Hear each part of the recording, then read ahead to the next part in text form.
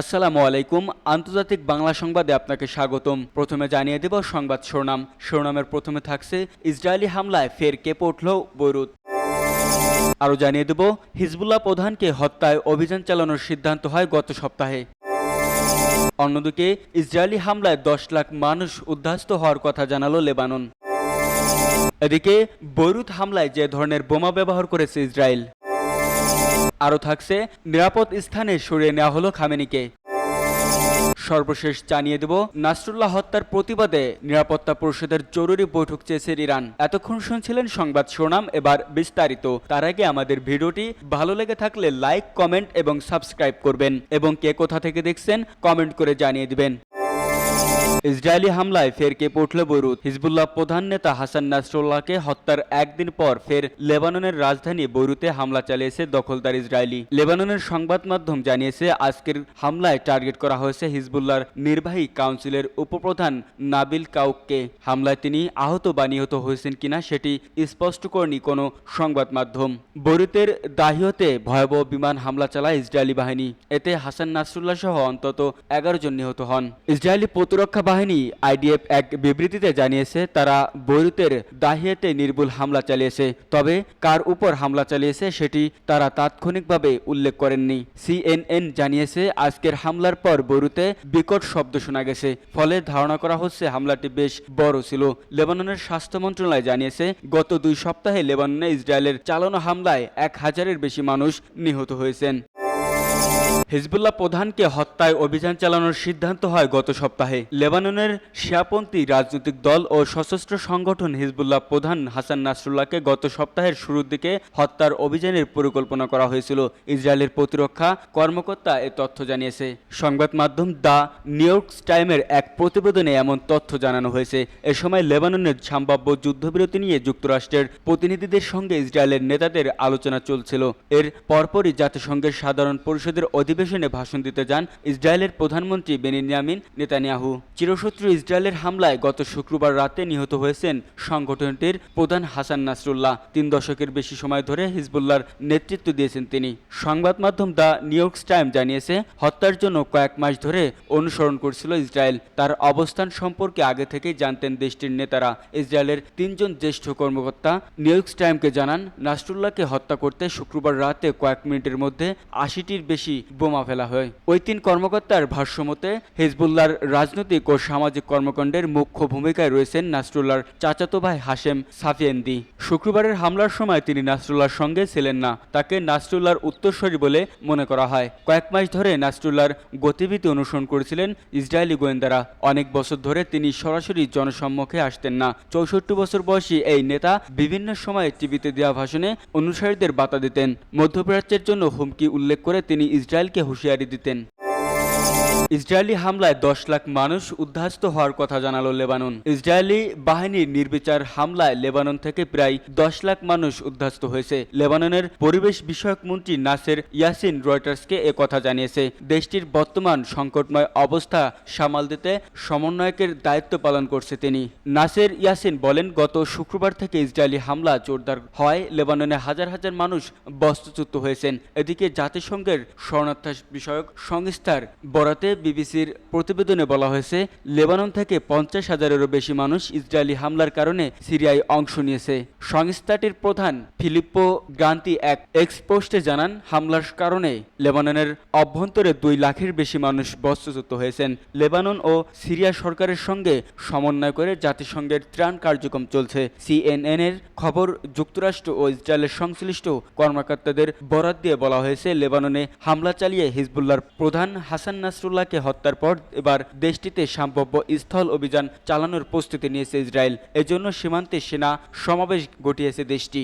স্থল অভিযান শুরু না করলেও লেবাননে বোমা হামলা চালিয়েছে ইসরায়েল বাহিনী। গতকাল শনিবারের হামলায় লেবাননে 33 জন নিহত ও 195 জন আহত হয়েছে বলে জানিয়েছে আল জাজিরা। বিবিসি বলছে গত সোমবার থেকে লেবাননে ইসরায়েলি হামলায় এ পর্যন্ত প্রায় 800 মানুষ নিহত হয়েছেন। বৈরুত হামলায় যে ধরনের বোমা ব্যবহার করেছে ইসরায়েলের মিডিয়া বলছে শুক্রবার বৈরুতের হামলায় প্রায় 85টি তথাকথিত বাংকার বাস্টার বোমা ব্যবহার করা হয়েছে। গ্রাউন্ড পেনিট্রেশন মিউনিশন নামে পরিচিত এই ক্ষেপণাস্ত্র বিস্ফোরণের আগে মাটির গভীরে ঢুকে যায়। এই ক্ষেপণাস্ত্রের ভূগর্ভস্থ স্থাপনা এবং কঠিন কংক্রিট ভবন ধ্বংস করার ক্ষমতা রয়েছে। এর প্রতিটির ওজন 2000 থেকে 4000 পাউন্ডের মধ্যে। এই বাংকার বাস্টার মাটির 30 মিটার গভীর বা 6 মিটার কংক্রিট ভেদ করতে সক্ষম এবং শকওয়েভ তৈরির মাধ্যমে আশপাশের অন্যান্য কাঠামো ধ্বংস করে দিতে পারে।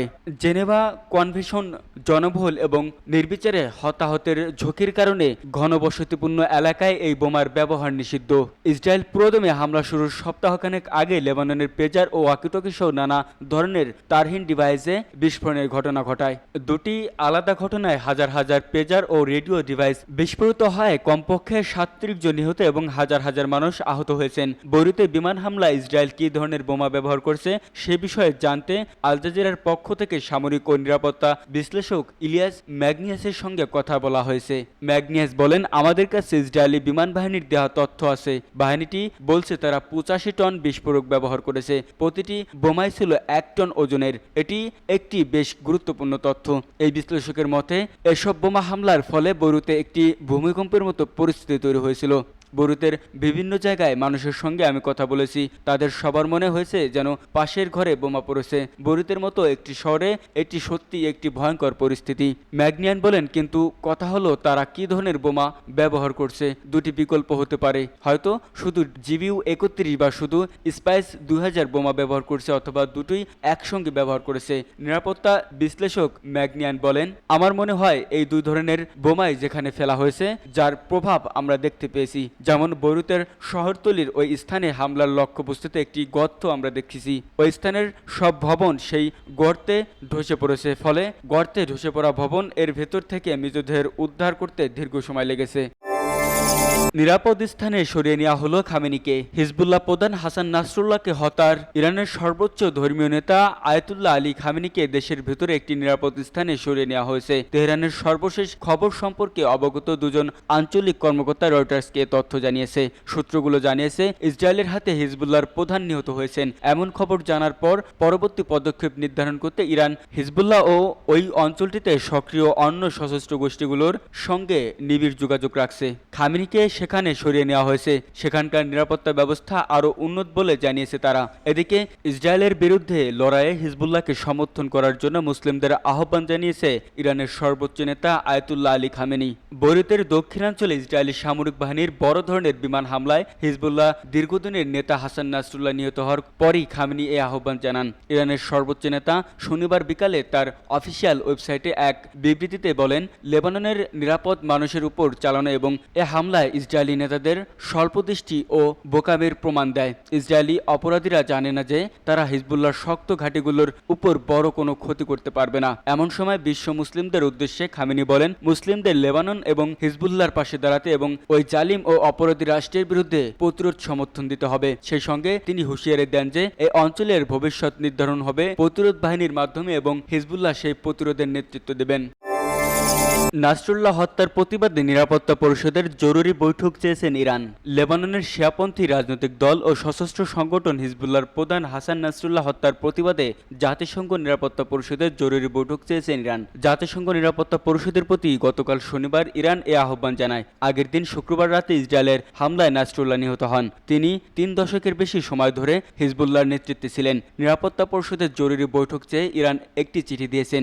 নিরাপত্তা পরিষদের কাছে পাঠানো চিঠির একটি অনুলিপি বার্তা সংস্থা এপির হাতে এসেছে। চিঠিটি দিয়েছেন জাতিসংঘের নিযুক্ত ইরানের রাষ্ট্রদূত আমির সায়েদ ইরাভানি। চিঠিতে নিরাপত্তা পরিষদকে ইসরায়েলের চলমান আগ্রাসন বন্ধ করতে, অঞ্চলটিকে পূর্ণমাত্রার যুদ্ধের দিকে টেনে নেওয়া ঠেকাতে অবিলম্বে ও সুস্পষ্ট পদক্ষেপ নেওয়ার আহ্বান জানানো হয়েছে। বিবিসির খবরে বলা হয়, 15 সদস্যের নিরাপত্তা পরিষদকে দেওয়া চিঠিতে ইরানের রাষ্ট্রদূত ইরাভানি তাদের দেশের কূটনৈতিক প্রাঙ্গণ ও প্রতিনিধিদের উপর যে কোনো হামলার বিরুদ্ধে সতর্ক করেছেন। বলেছেন তেহরান এ ধরনের আগ্রাসন সহ্য করবে না। চিঠিতে ইরাভানি বলেছেন, ইরান তার গুরুত্বপূর্ণ জাতীয় ও নিরাপত্তা সংক্রান্ত স্বার্থ রক্ষায় আন্তর্জাতিক আইনের অধীনে সহজাত অধিকার পদক্ষেপ প্রয়োগে দ্বিধা করবে না। ইরান বহু বছর ধরে হিজবুল্লাহকে আর্থিক ও সামরিকভাবে সমর্থন দিয়ে আসছে। এর আগে ইরানের সর্বোচ্চ নেতা আয়াতুল্লাহ আলী খামেনি হুঁশিয়ারি দিয়ে বলেছেন, নাসরুল্লাহ হত্যার প্রতিশোধ নেওয়া হবে।